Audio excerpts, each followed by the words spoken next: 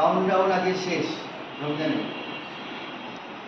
আজকে শেষ দিন, আগামীকাল থেকে শরীর, মন ও আত্মার পরিশুদ্ধির মাস শুরু। এবার চিন্তা করতে হবে, শুধু রোজা মানে না খেয়ে থাকা নয়। আমাদের রমজান মাস ঠিকভাবে পালন করার সৌভাগ্য দিক আল্লাহ।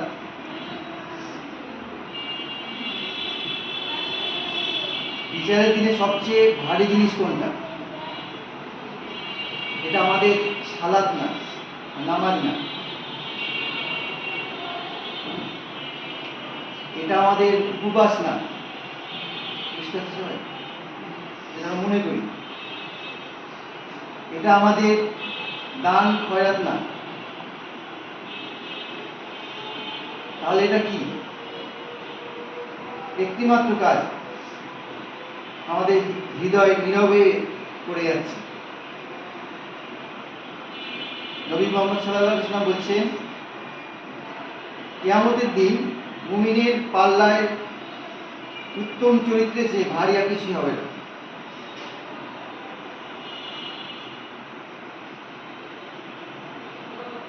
এমন একটি কাজ যা আল্লাহর জন্য যে কোনো কিছু চেয়ে আল্লাহ সবচেয়ে বেশি পছন্দ করেন, ভালো দয়া।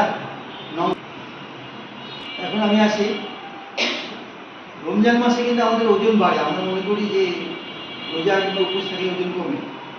আমরা যে সময় খাই সে সময় সাধারণত সন্ধ্যার পরে, যখন আমাদের বিপাক ক্রিয়া কম থাকে এবং অতি প্রক্রিয়াজাত খাবার খাই, ভাজা ডুবো তেলের ভাজা খাই, এগুলোতে ওজন বাড়ে। প্রথম দিকে কমে, সে কমাটা স্থায়ী হয় না। হ্যাঁ, তাহলে আমাদের কি করা উচিত? প্রতিদিন ব্যায়াম করতে হবে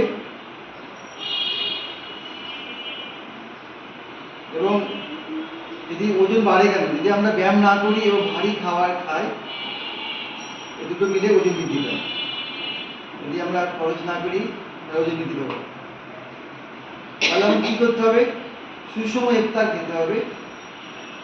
সুষম ইফতার খেলে সুষম খাওয়াটা সুষম খেতে হবে, তাহলে দুর্বলতা আসবে না, ভালো চর্বি কমানো যাবে এবং ভালো ওয়ার্কআউট করতে হবে সবসময়।